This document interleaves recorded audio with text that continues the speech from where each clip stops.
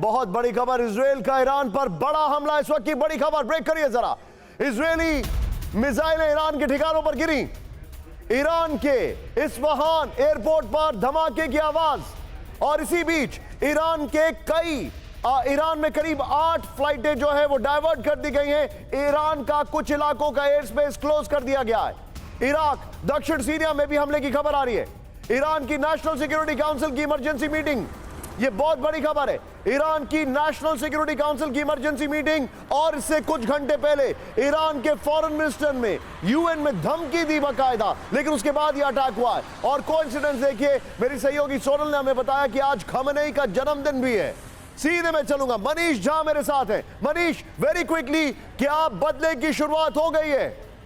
बिल्कुल, देखिए ऐसा लग रहा है कि बदले की शुरुआत हो गई है। 13-14 अप्रैल को जो ईरान की तरफ से 350 से अधिक मिसाइलों और ड्रोन से हमला किया गया था, उसका बदला इजराइल की तरफ से शुरू हो गया है। कम से कम आज जब ईरान के supreme leader Ayatollah Ali Khamenei का जन्मदिन है, तो लगता है कि जन्मदिन के तोहफे के तौर पर इजराइल की मनीष, एक इंफॉर्मेशन आ रही है, करेक्ट करिए अगर मैं गलत हूं, ये जो हमला हुआ है ये it is very close to their nuclear site, क्या ये बात सही है? जी हाँ, बिल्कुल। देखिए, ईरान का शहर है इस्फहान शहर, तेहरान के बाद दूसरा सबसे बड़ा शहर है, और वहां पर नतांज न्यूक्लियर बेस मौजूद है, न्यूक्लियर प्लांट मौजूद है।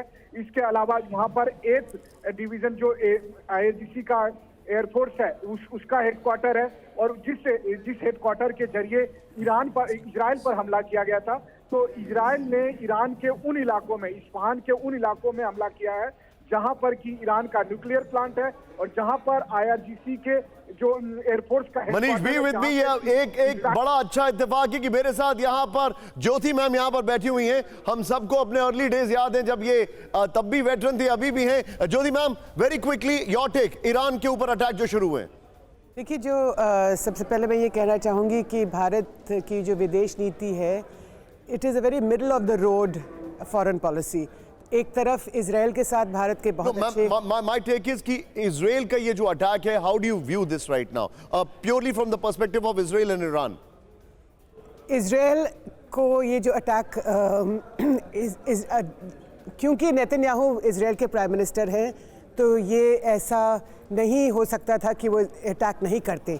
लेकिन इससे क्या होगा, और आपने ये भी देखा है और आपने ये भी पढ़ा सुना है कि अमेरिका ने भी कहा था इजराइल को कि हम आपका समर्थन नहीं करेंगे कि अगर आप रिटेलिएट करेंगे ईरान को लेकर। लेकिन अब ईरान ज़रूर रिटेलिएट करेगा। तो अब ये जो यूएस, खास करके यूएस और यूरोप, ये बड़ा महत्वपूर्ण है। आप कह रही हैं कि ईरान अब जरूर रिटेलिएट करेगा, और ईरान की तरफ से पहले ही धमकी दी जा चुकी थी निशांत इजराइल को कि अगर इजराइल की तरफ से रिटेलिएशन हुआ तो इसका बहुत करारा जवाब दिया जाएगा। 5 दिन के अंदर इजराइल ने जवाब दिया है।